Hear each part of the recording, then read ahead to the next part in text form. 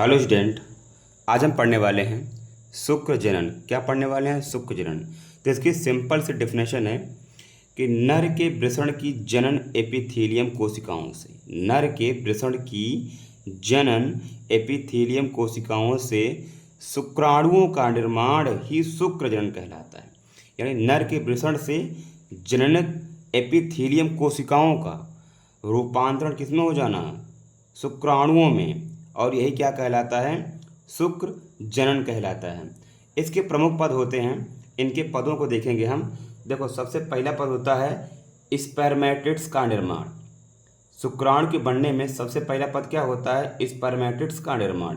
Spermatids कैसे बनते हैं सबसे पहले देखेंगे। तो यहाँ पर देखेंगे प्रमुख इसके 3 चरण होते हैं। स्पर्मेटिड्स के निर्माण के प्रमुख 3 चरण होते हैं। पहला गुणन प्रावस्था। पहला चरण हमारा क्या है? गुणन प्रावस्था। इसमें क्या होता है? शुक्राणु जनन कोशिकाएं बार बार कोशिका विभाजन करती हैं। यानी जो जनन एपिथेलियम कोशिका है वो क्या करती है? बार बार कोशिका विभाजन करती है। और बार बार कोशिका विभाजन करने से ये किस प्रकार की हो जाती है? ये द्विगुणित यानी 2n हो जाती है, जिसे स्पर्मेटोगोनिया कहते हैं। जिसे क्या बोलते हैं? स्पर्मेटोगोनिया कहते हैं। फिर आती है दूसरी अवस्था।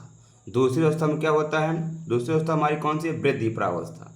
अब दूसरी अवस्था में ये होता क्या है इसमें कि ये आकार बढ़कर काफ़ी बड़े हो जाते हैं। यानी बार बार विभाजन होने से, देखो पहले अवस्था में पहले यानी गुणन अवस्था में क्या होता था कि बार बार कोशिका विभाजन करने से क्या हो जाती थी? द्विगुणित हो जाती थी।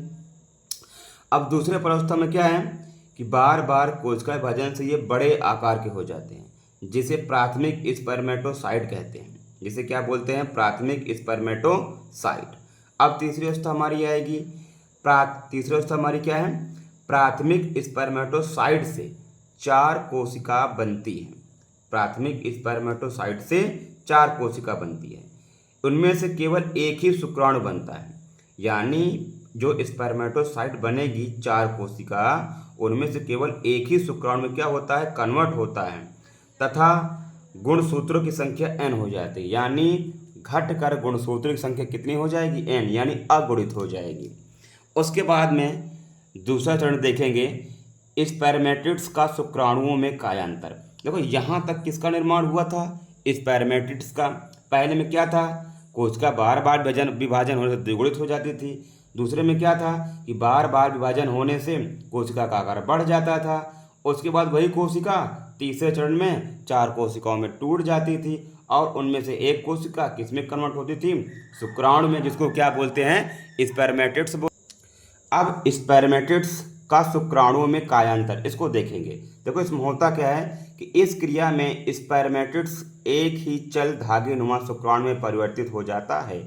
यानी यहाँ पर जो स्पर्मेटिड्स कोशिका है वो पूर्ण रूप से शुक्राणुओं में कन्वर्ट हो जाती है। देखो, और क्या होता है इसके आगे कि शुक्राणुओं के विकास में लमसम 2.5 महीने तक का समय लग जाता है। यानी एक शुक्राणुओं के विकास में कितना समय लग जाता है? लमसम 2.5 महीने तक का समय लग जाता है। तब हमारा क्या तैयार होता है? बनके शुक्राणु बनके हमारा तैयार हो जाता है।